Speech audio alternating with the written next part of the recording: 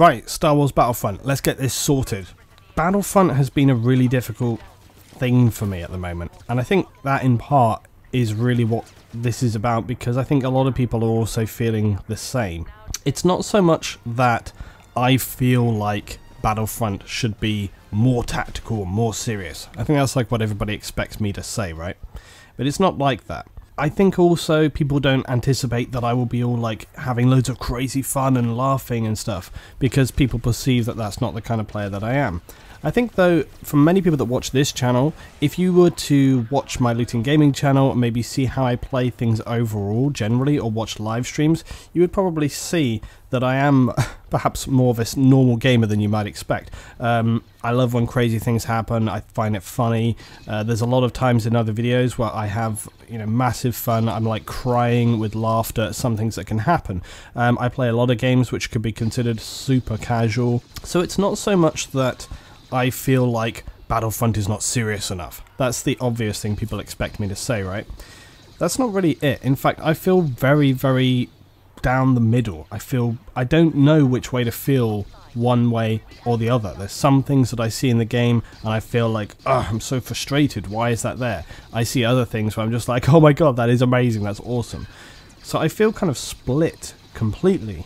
And I sort of rationalize the game to myself one way to another. One minute I'm thinking, okay, you know, they really need to look at, you know, the kill thing. They really need to look at, you know, focusing people towards objectives so that people get better gameplay overall. And then the other side of me is like, I want to just fly around shooting the crap out of stuff. And, you know, I'm happy running around on Drop Zone, just mowing people down and not really paying attention to anything that's going on and just having a laugh, or, you know, trying to batter people. Or like last night when we were sort of all standing in the water just shooting each other because we only had half a team that were barely doing anything against us.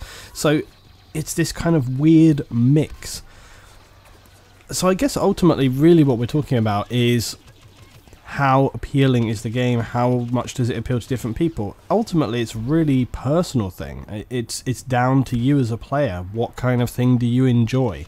And this game is kind of appealing to, because it's appealing, I suppose, to such a broad audience, that in its own way creates issues, because by appealing to a broad section of people, you have some people that want to do this, some people that want to do this, some people that want to do this, and you're kind of putting them together in this big sort of melting pot of gameplay and opinion as well. It's a little bit different, I feel, with other games. You know, Battlefield, for example, came from one thing, it's developed over time, so you have kind of old school players and blah blah blah.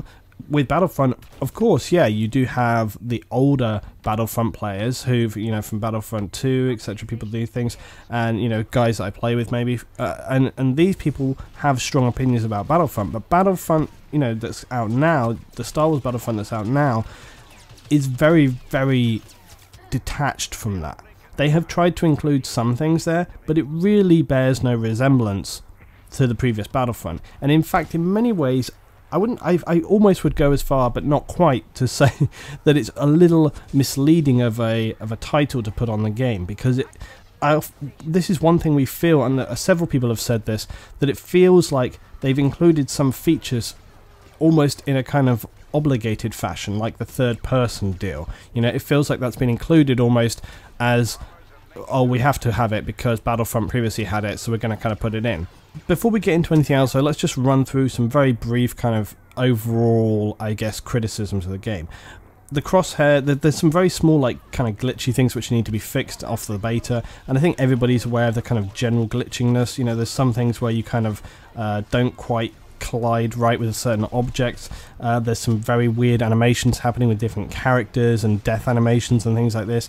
The crosshairs being off on some of the vehicles like the AT-ATs and the AT-STs, that is very frustrating for whatever mechanic is going on there, whether it's to do with your actual viewpoint or whether it's just that they're not calibrated correctly.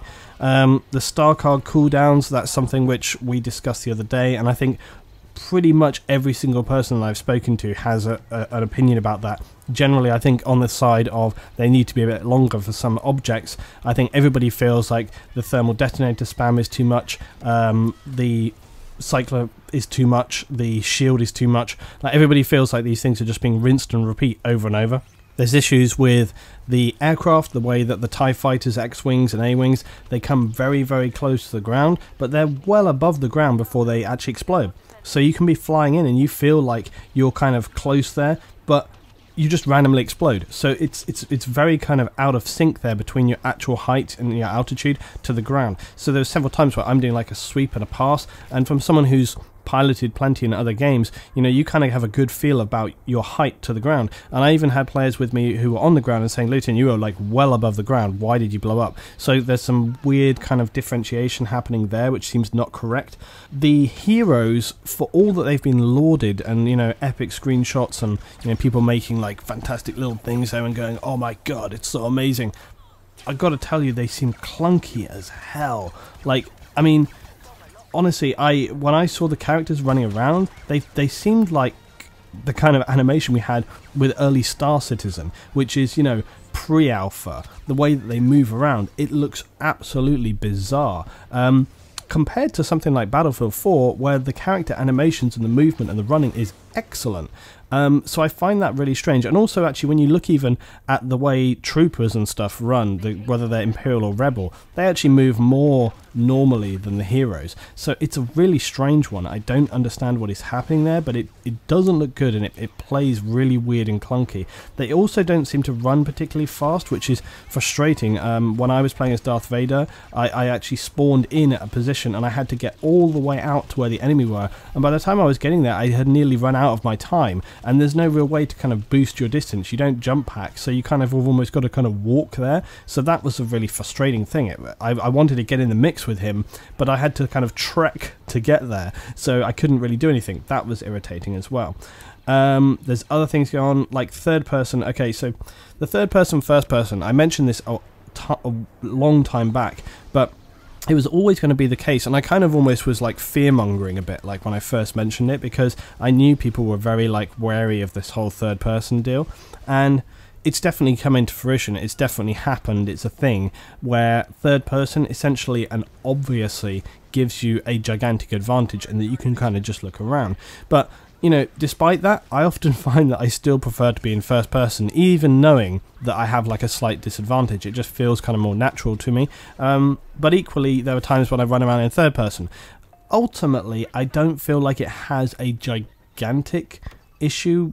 It depends a little bit on the map, I think. When you're playing something like Walker Assault, a lot of the time your engagements are much longer range, so it doesn't really matter that you need to look to your left and to your right, because a lot of the time you're only focusing forward, so it doesn't really matter. But when you're on something like Drop Zone, where you're constantly in kind of close quarter situations, maybe there's people above you, around you, beside you, definitely happens that you need to be in third person. And I find that when I play that now, I tend to gravitate towards third person a lot more. Let's talk a little bit look and feel. The look and feel of the game is excellent. I don't think anybody could deny this. It's one of the crowning positives of the game. It looks beautiful.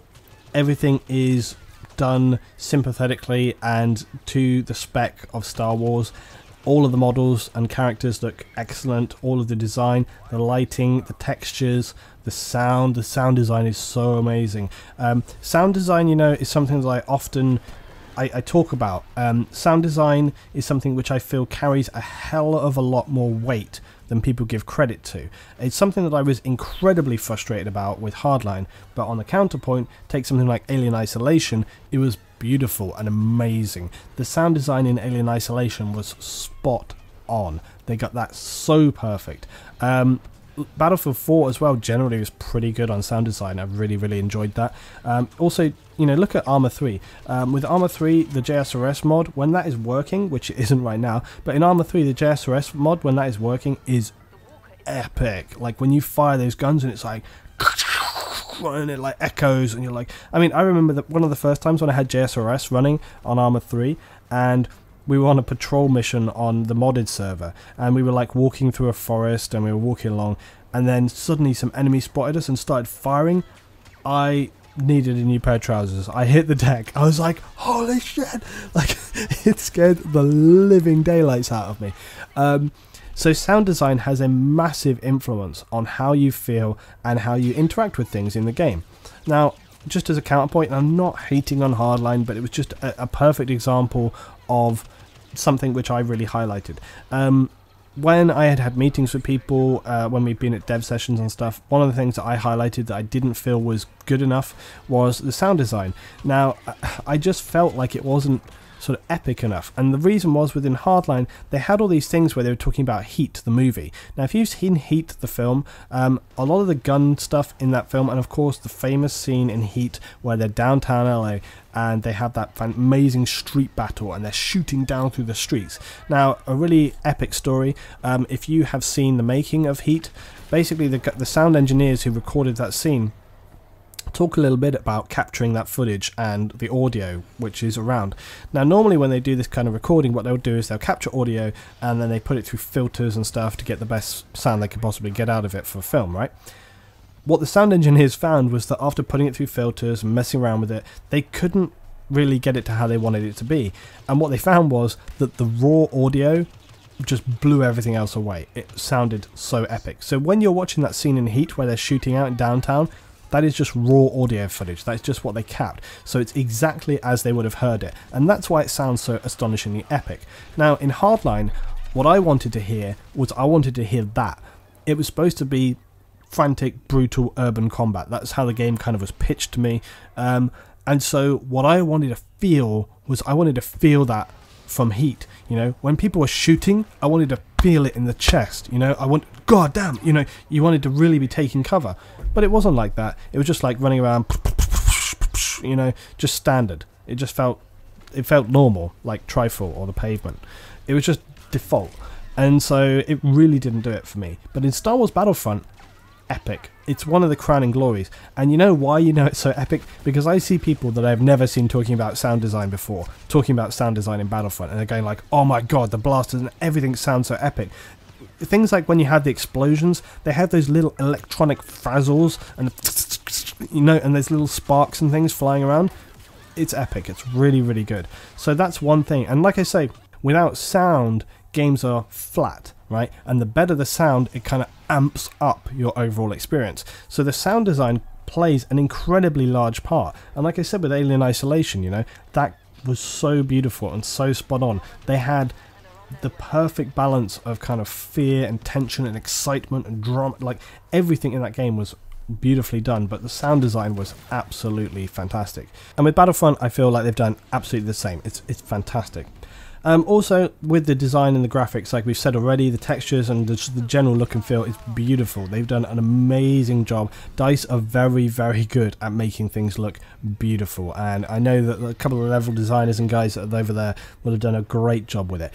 Everything looks just exactly how you would imagine it to be, and it really helps immerse you into that universe. It's a huge part of the game. You can't deny that it just looks fantastic, and that's something that just sucks you into that world. It immerses you right in there. So they did an amazing job there. So let's just talk about the modes very briefly. I'm just going to kind of run through them and mention a little bit about them. Fighter Squadron, it's essentially air superiority. But you obviously can have things like the Millennium Falcon and stuff in there as well.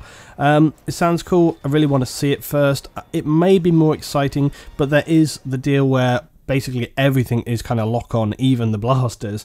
So I don't really know how enjoyable that's going to be. Really have to wait and see. There is a huge concern as well with the Fighter Squadron. We haven't obviously seen it yet, but right now when you're in Walker Assault, when you're flying in, when you actually load in as an X-Wing or a TIE Fighter or something like this, it does the kind of load animation. You get that small cinematic of like coming in, it's like, and you sort of start to arrive.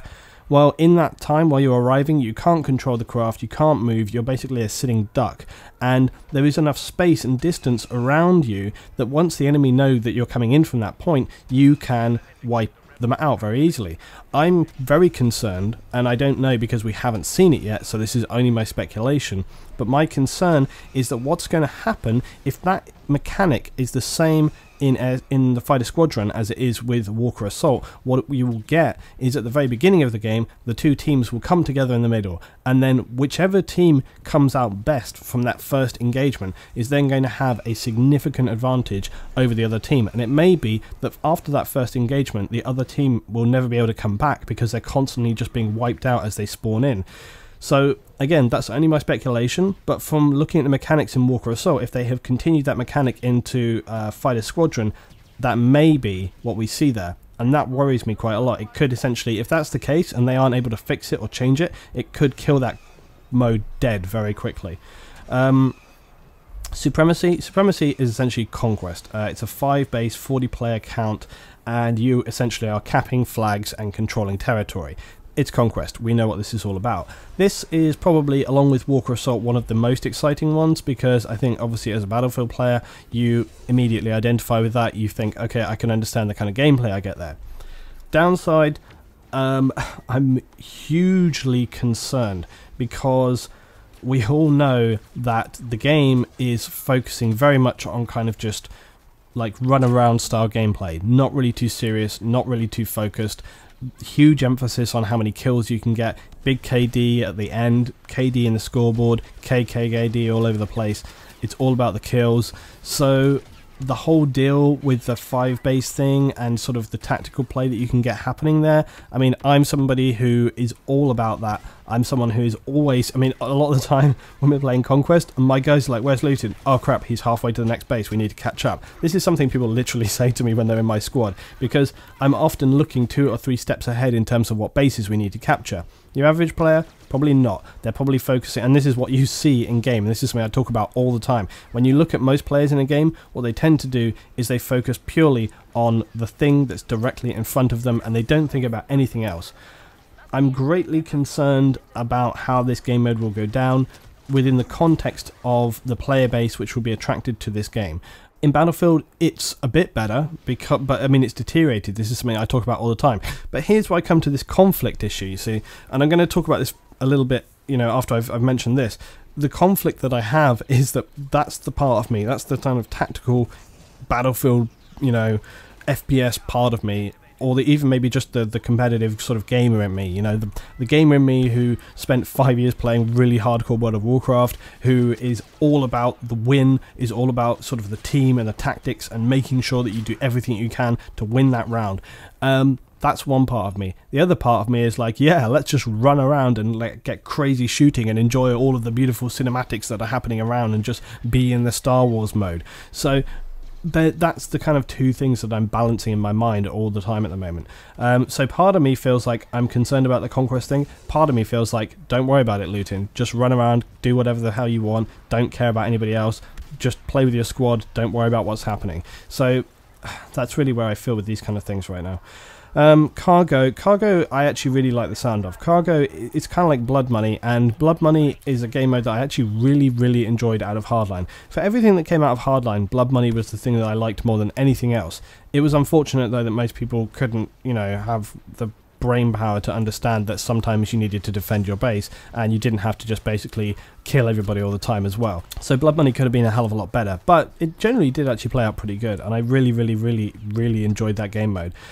So the fact that it's coming into Star Wars Battlefront, I actually really like. Cargo, you're going to have kind of 2 bases and you have to trade them around, but it's got a little twist to it in that you essentially don't have like a central capture point like you did in Blood Money. You just have the 2 bases. So it's kind of like capture the flag but without an end. So instead of you getting 3 flags and it's like bam, you win, it just continues to the end of the round, and then whoever has the most from one side, and you kind of just trade between. So you constantly have to attack and defend. It can be very tactical, and I really like the sound of it. But again, within the context of the players and the fact that, for example, you can't have your own personal servers as well, so you can't set them up for a certain, you know, style of player to come into, it concerns me, because you may find that, you know, it's very difficult to get a balanced competitive match for that. I'll talk about the server situation and matchmaking in a mo as well though. Drop Zone is essentially headquarters if you ever played that game mode. Headquarters is a game mode where the headquarters moves around, you have to capture control it in that time and then move out. So Headquarters was a game mode that I first played in kind of Call of Duty 4, and it's actually a very enjoyable game mode, and Drop Zone is similarly very enjoyable at first, and then it starts to become incredibly grindy and repetitive, and it also becomes very dominating. I think we lost one game out of all the games we played, and that's because I was squadding up with about 4 or 5 guys. I was playing with my regular squad that you guys know that I play with all the time, the usual suspects. I was playing with those guys. I had a couple of other people popping in and out, and I also found something exciting this week whilst we were playing Star Wars Battlefront, that 2 of the guys that I used to play on PlayStation 3, Battlefield 3 with, Caius and Jizza, those guys are now on PC.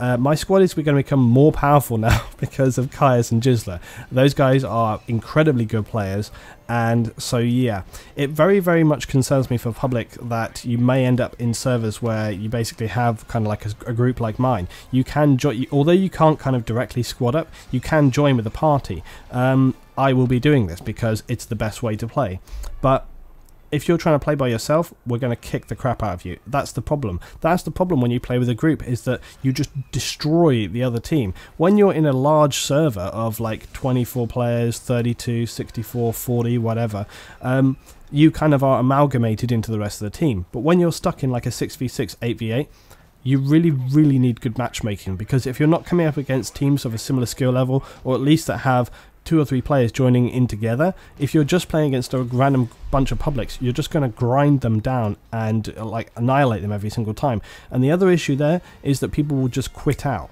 Anyway, let's come back to this in a moment. Blast is just TDM. That's all I need to tell you. Walker Assault, we've seen. Walker Assault is kind of like a weird sort of rush amalgamation. I don't know. That's probably the best way to explain it. Walker Assault, though, there's one little caveat which I will throw into this. Walker Assault right now makes plenty of sense because it's on Hoth, and that's probably why they decided to show Hoth, because it's the one that everyone identifies with the AT-ATs. I'm very curious to see how Walker Assault plays out on different maps and how much sense it makes and how well those maps are designed. The design of the maps for Walker Assault is going to be critical. If the levels are not designed properly, if the levels imbalance even a little towards the Imperials, it's going to become a misery. And because you don't have any control over the matchmaking system and the way in which these servers are going to play out, if you're playing Walker Assault and you get to like 2-3 maps just don't really work so well, you're going to have to play them. If the maps aren't balanced well for all of those, it could be something that again kills Walker Assault, because people can be like, Jesus man, I just can't deal with playing that map anymore. So it could be that people end up playing like 2-3 rounds, they get to 1, bam, they just leave. So that's a concern for me as well. There's some other curious modes. Droid Run, 6v6, you have to kind of defend or capture 3 little droids. Not really sure what that is, we'll have to see. Hero Hunt and Hero versus Villains. So the Hero Hunt is basically, I think it's like 6 or 7 of you, something like that. And one of you is the hero, the other guys have to take him out. Given, like I was saying before, the fact that the heroes move so slowly, I don't perceive that this is going to be extremely difficult, or it could be that it's just very, very, very, very hard to take him down. Although I guess it depends on how many times you can respawn as those guys. If you just get 1 life and it's like after you wiped out, then the guy who's the hero just gets to play again, that could be a bit frustrating. But similarly, I mean, if you wipe him out and then you take over that role, and I can't see it staying fresh for very long. I can see that it would kind of wear pretty thin, because most of the time the engagements that you have with the hero tend to be you just walking backwards, shooting at them slowly, and that's about all there is to it. So have to wait and see. Heroes versus Villains, it's where you have a hero each. It's kind of like actually in Killzone. Maybe it feels a little bit more like in Killzone 2 and 3, you had basically where you had to defend. It was assassination. You have to essentially defend or destroy the other target. What each team has one, and you have to eliminate them. So it's essentially kind of like assassination from Killzone. That game was always pretty fun, but the person who was the assassination target tended to just take cover and hide. I feel like this is designed to be a little bit more sort of engaged than that, and you know, sort of both sides fighting one another and just see who comes out at the end. So yeah, I have to see how that plays out. So let's come back to what I was just saying a minute ago about the servers. Now, essentially the matchmaking in Star Wars Battlefront, they're not going to have it so that you can purchase and run a server. It's all done within their parameters. This means that you can't have any crazy bullshit settings. You can't have 200% tickets on one map only, grinding it out. So you're not going to be able to have lockers. You're not going to be able to do all that shit. It's set to what DICE want it to be set to. And so you have to play by their rules, and that means that you're not going to have all these crazy servers, but it also means that you're not going to be able to have any admins to mod and manage the servers. This could be a massive issue because you might find that there are players who are just constantly screwing around in a really extreme way and are not contributing anything. That could end up meaning that your team just lose all the time because of those couple of players, and there's nobody around to remove them. Vote kicking is not something that's necessarily going to solve that either. You may also find that, for example, on PC as well, that you have hackers. There are already reports that there are hackers and people abusing things in the beta already. So this is already a thing that's happening. So it's going to be really important that they stay on top of keeping that under control if they can.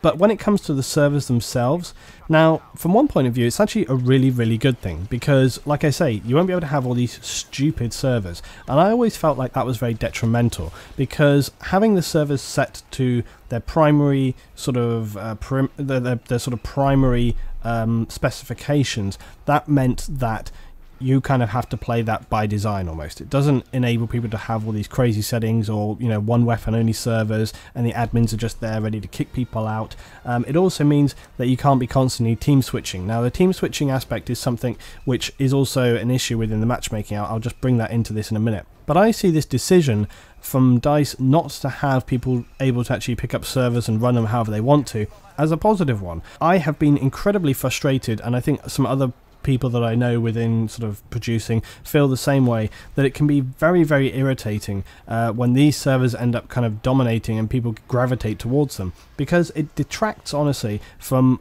the way that I perceive games should be played, which is, you know, within the context of the objectives and the missions that are set out. So by having that unavailable, people are going to be sort of almost by design having to play within the normal servers of everybody else who's just trying to get on with things. So that might be a good thing in kind of creating a culture and creating a style of play, which means that people are more on board with what it is that they should be doing.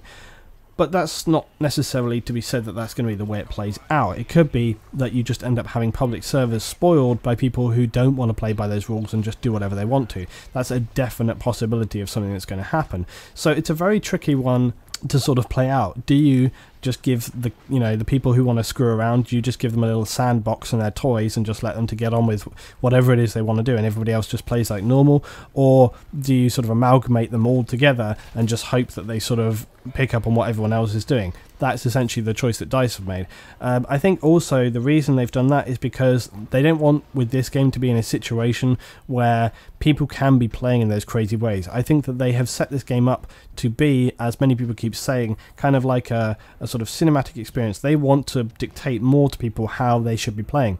I'm actually a big fan of that. I'm a big favour of that, because I think that they should do that a lot more. I think they really should dictate more how people play, and, you know, try and encourage more objective play, like I say all the time. That half of me feels that way. The other half of me, and that's really kind of what we're talking about here, this kind of two sides of the coin deal, already that's not the case. You know, people are just kind of being crazy and shooting up shit and just like running around, including myself, you know. I've many of the times when I've been playing, that is how it has been. But part of running the custom servers, and in general having more customization available, is the fact that you could team switch and balance teams up.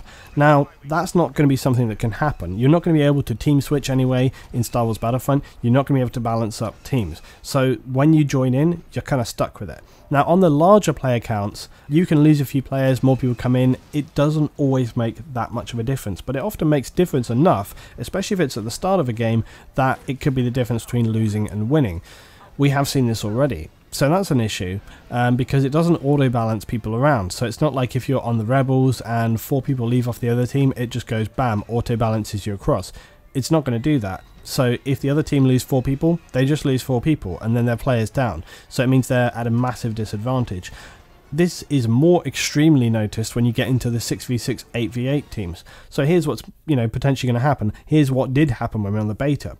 We join a round, maybe they're 1 player down on the other team. We start the round, 1 player joins in on their team. They play for a little bit and they discover that we are kicking the crap out of them. those people understandably feel like, screw this, I don't want to be in a situation where I'm just dying endlessly. They leave that round.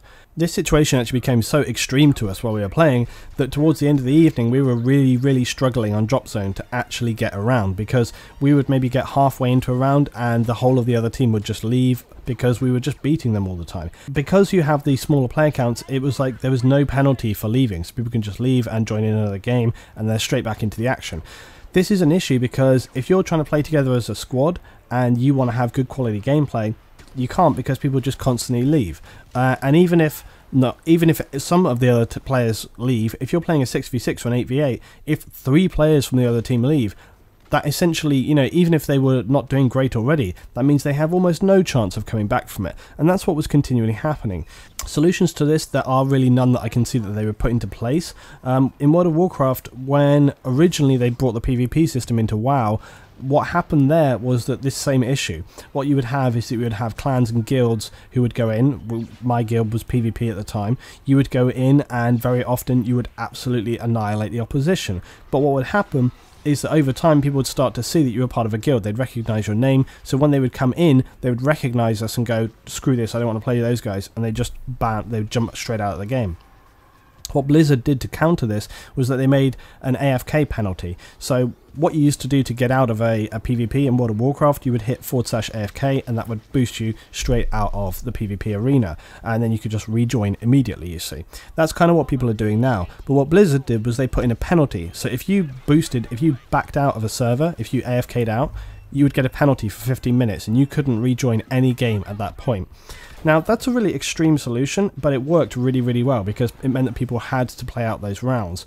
Now, personally, I would be happy to see that because I was an avid World of Warcraft player, as I say a lot of the time, and, you know, that's the system that I dealt with. It was frustrating for sure, but 15 minutes isn't always as long as you think. But with a game like this, which is so fast-paced, maybe they could tone it down to like 5 minutes. So if you AFK out, you've got a penalty for 5 minutes. You can't join another round again. Do I think that would ever happen? No, it would never happen. They're not going to do it, but it would solve that issue to an extent. It would mean that people have to think twice before they back out. But that system is not going to be in place. There's no way that they would put anything like that in, so we're stuck with people leaving. So this could be very frustrating. You jump on, you want to play with your friends, you want to have a few rounds, you make a group of like, say, 4 people, you get into a server, bam, bam, bam, you start beating everyone, they leave.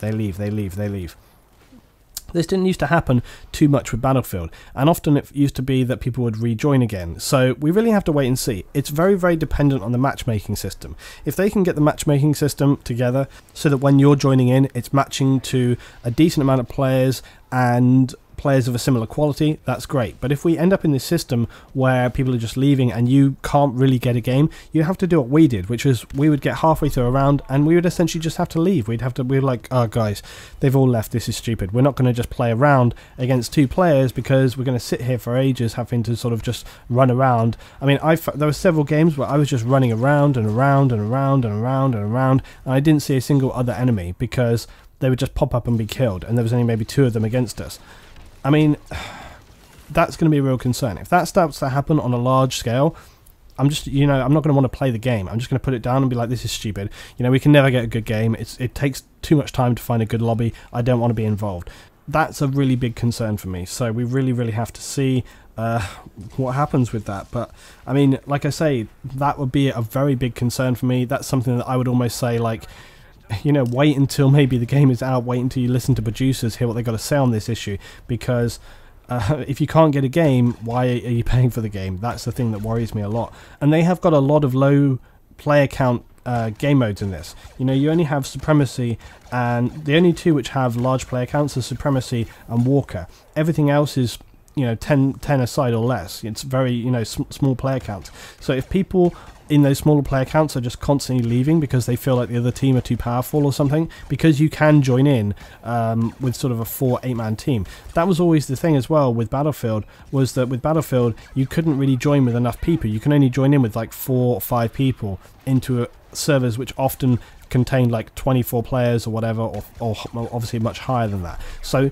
the most you could join in wouldn't have a detrimental impact. But now, because you can join in with like 4 to 8 guys, you're essentially joining with the full amount of players, so you can basically be a whole team, right? Now that's great from one point of view because, like I say, if you want to play together, if you want to have really strong gameplay, that's fantastic, which is what we want to do. But for public players, it sucks because if you're going in as a single player, you have no communication. The other people you're playing with may be of very varying skill levels, and so understandably you might join in, look at the competition, go, screw this, I'm out. And then as soon as other players start seeing people leave, they're out as well. This, I don't know. I don't know what to tell you about this. That's what I've seen. That's what I'm concerned about. It could definitely go that way. Okay, let's come back in with another positive. So, the game is going to be great for new players. It's going to be great for casual players. And that doesn't necessarily mean that it's players who don't care about what they're doing, or even players who are just unbearably bad at the game. It could be people. Now, I know people who are not super serious about FPS games, or maybe even games in general, but they maybe enjoy a lot of single player games, they maybe do care about gaming, and often they could find that some games have a prohibitive skill level for them. And what I mean by that is something like Battlefield. Battlefield, if you've played it a lot, is fine, but if you come into it fresh, it can be incredibly overwhelming. There is a lot of stuff happening, you're not entirely sure where you're supposed to be, and Star Wars Battlefront helps out a lot in that. It has those audio cues to kind of direct players to what they should be doing. It has decent levels of instruction when you start the rounds, and you can choose to kind of read those before you get in there. And then you have the controls and things like that on top, which are simplistic.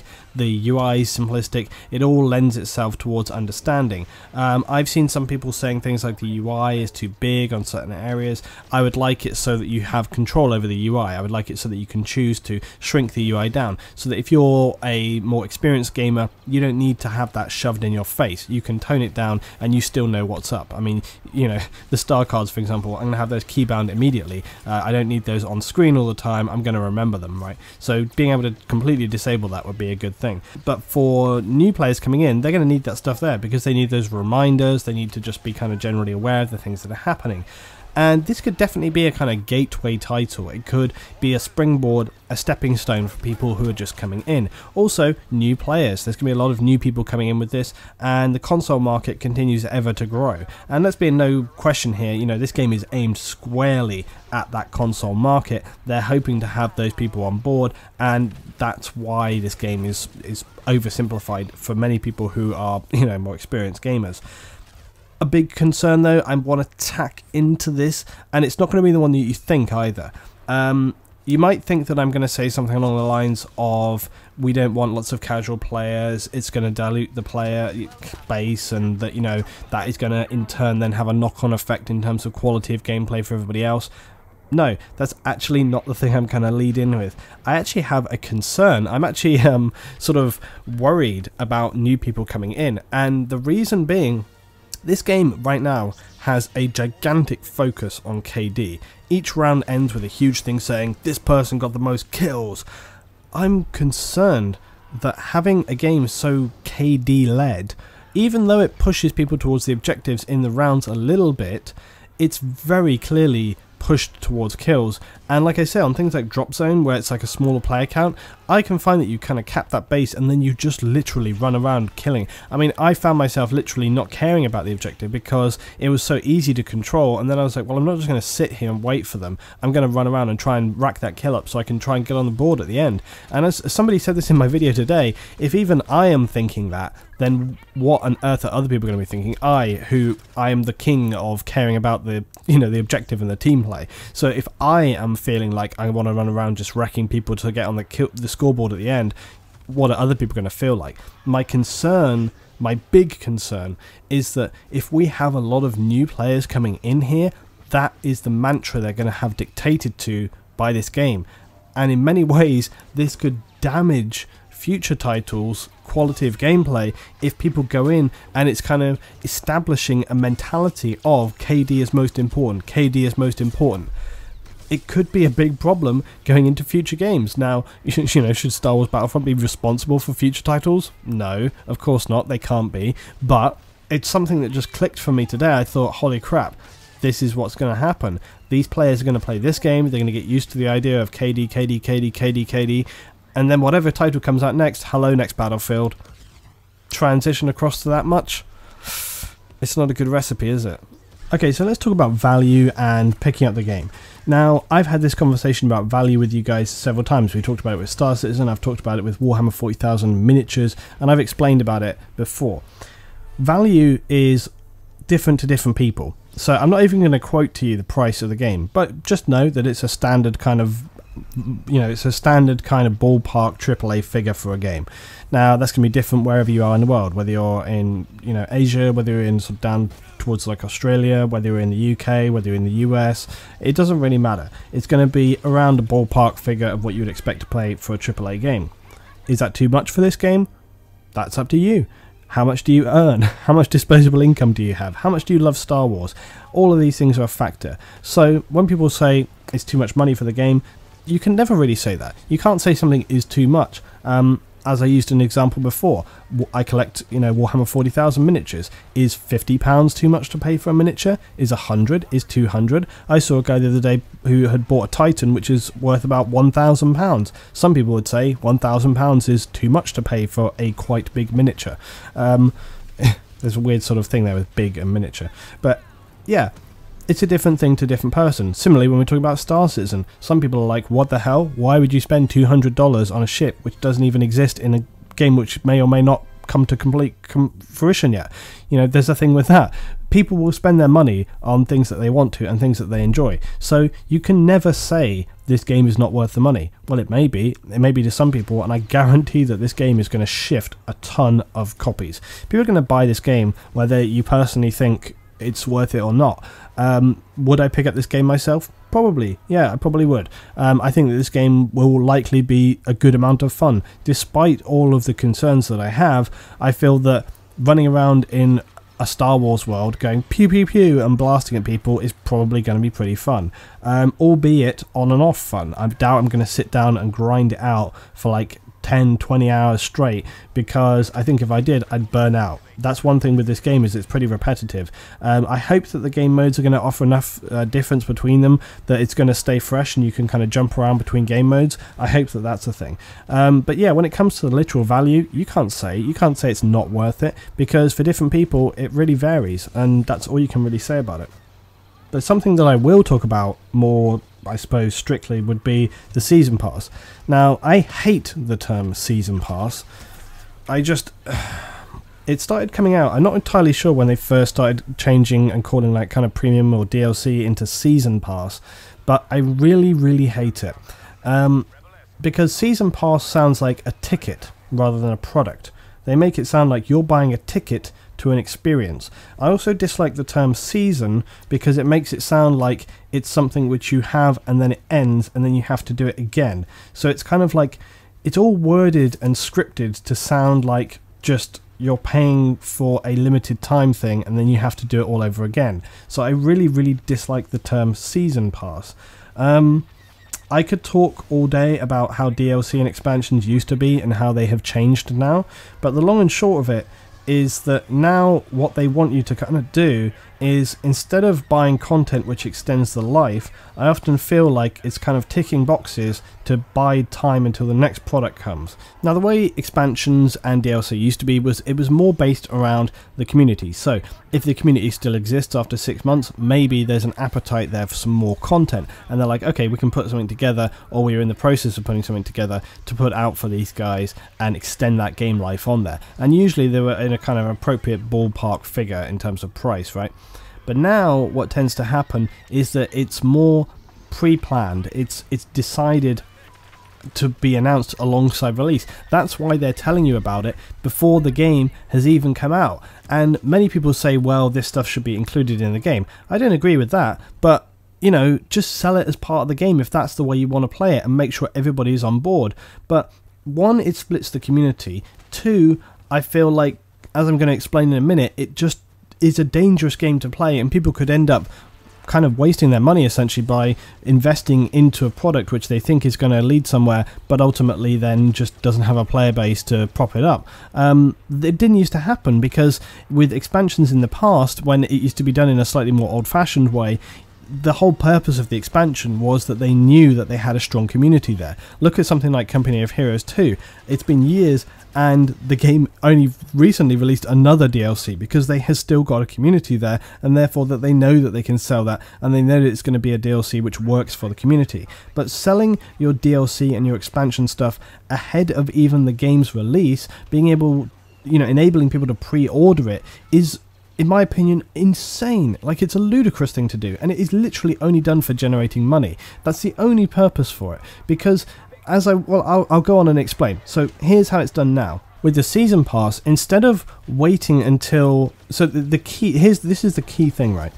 Instead of waiting for the period where people are feeling like they're ready for new content and then giving them the choice of whether or not they want to continue, what they do now is they do this whole season pass. So it's like you're playing the game for this season until the next game, and then you can pay again.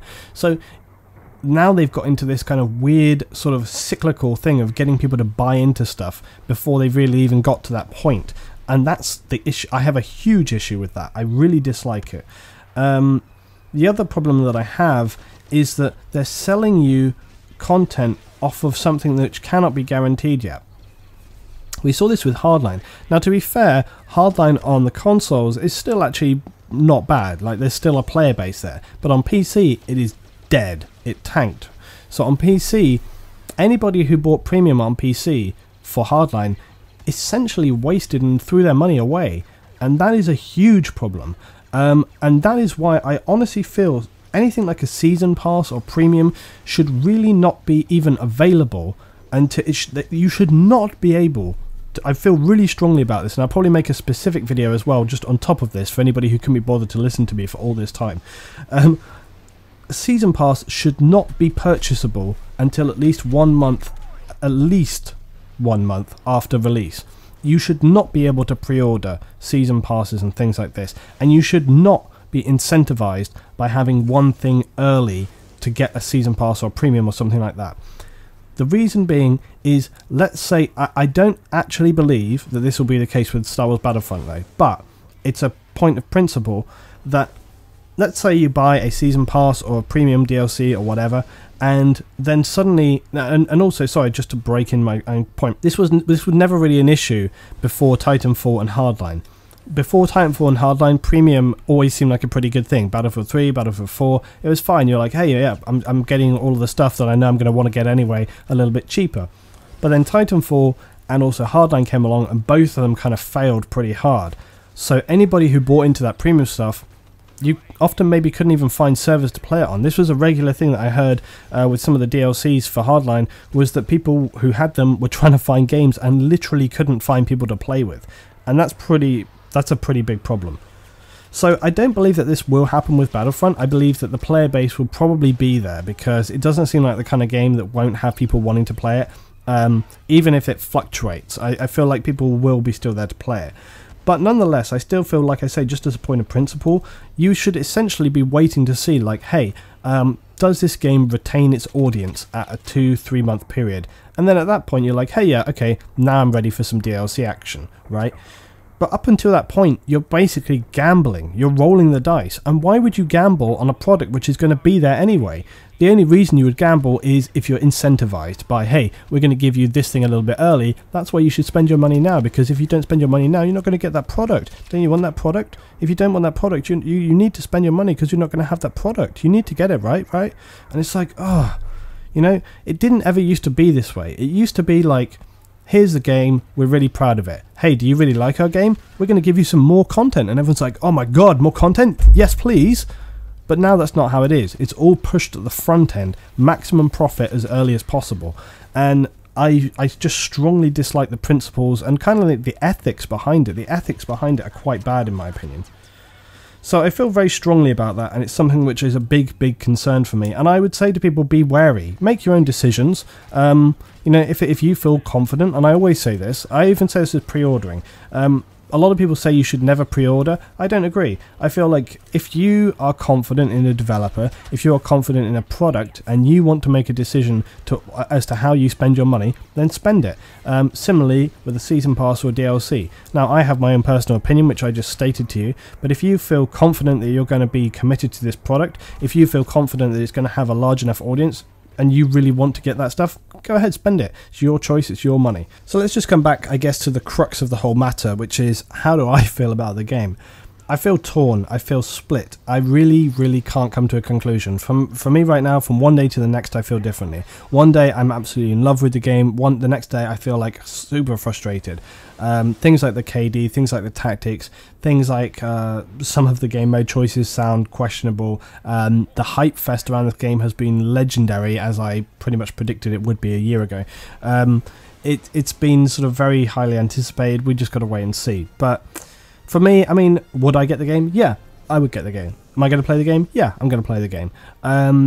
I think I'll have a lot of enjoyment about it. I think for me personally, I just need to let go. I said this today on Twitter to a couple of people, and it's like, I think I need to take a deep breath and just be like, okay, it is what it is, and I just need to go with it. You know, it's kind of like those things where sometimes you just have to go with the flow and not worry. You know, just relax and just let the current take you there. And I feel like that's kind of how this game is. Trying to be all frustrated and tactical about things, and, you know, oh, why my team not doing this?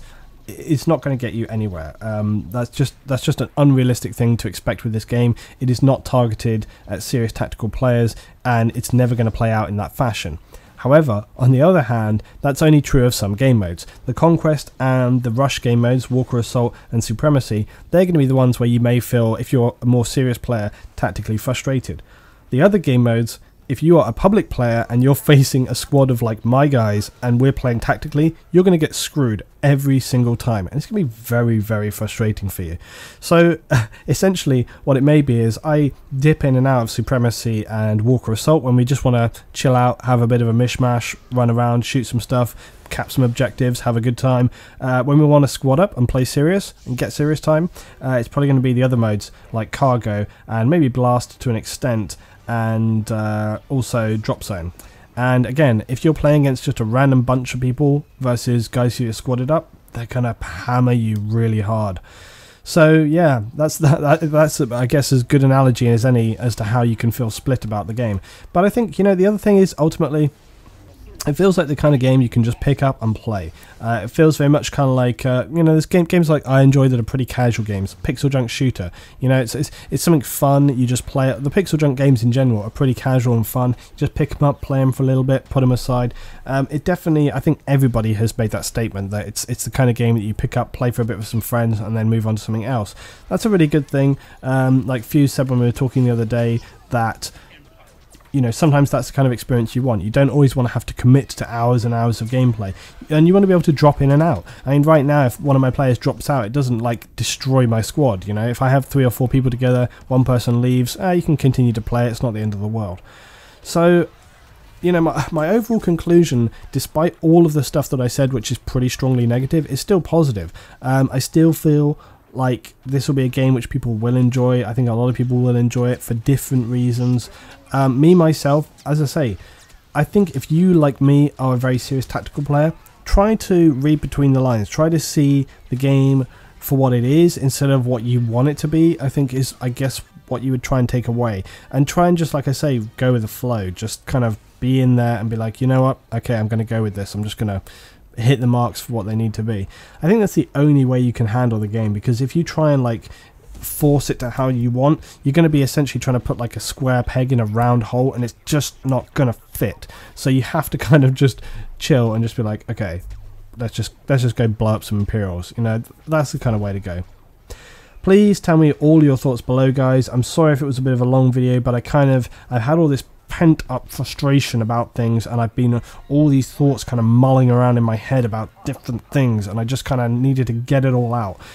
So if you watched all the way through, I very much appreciate it, guys. Tell me your thoughts below about Star Wars Battlefront as always, and I'll see you next time for some more of whatever the hell it is I want to play.